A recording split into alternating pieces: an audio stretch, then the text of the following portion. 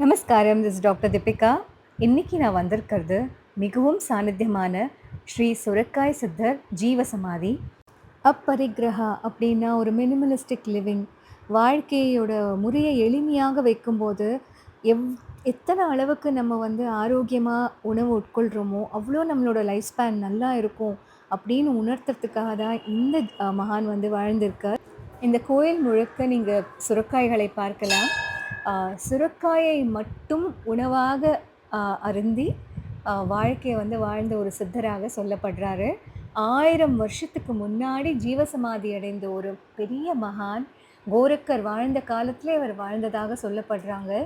And அவரோட ஜீவசமாதியில் இந்த உதி நீங்கள் பார்க்கலாம். இந்த நெருப்பு ஹோமகுண்டம் எரிஞ்சிட்டே இருக்குது. இங்கே இதையே ஒரு மருந்தாக எல்லாரும் விபூதியாக இட்டுக்கொண்டு போகிறாங்க.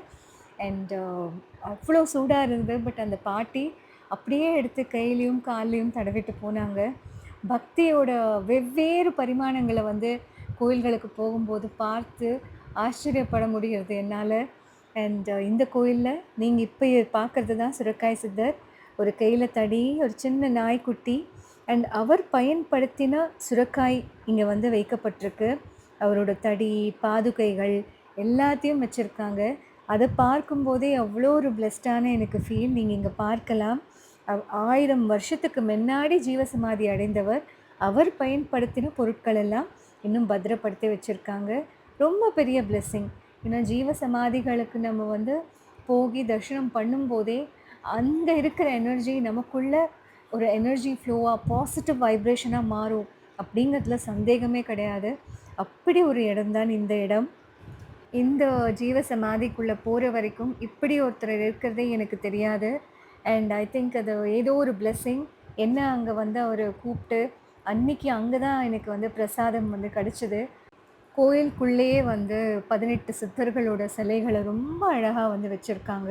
அண்ட் இது ஒரு சின்ன கிராமத்தில் மலைகள் நடுவில் இருக்கிற ஒரு ஜீவசமாதி. அண்ட் அவர் எப்படி இயற்கையோடு வாழ்ந்து ஒரே ஒரு காயை தன்னோட வாழ்க்கையின் உணவாக வச்சு வாழ்ந்தாரோ அதுக்கேற்ற மாதிரி தான் அந்த இடமும் இருக்குது.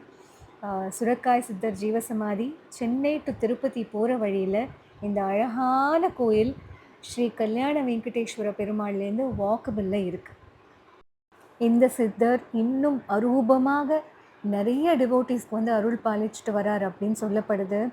அண்ட் கனவில் தோன்றி இங்கே அழைப்பார் அப்படின்னும் ரொம்ப நம்பப்படுது.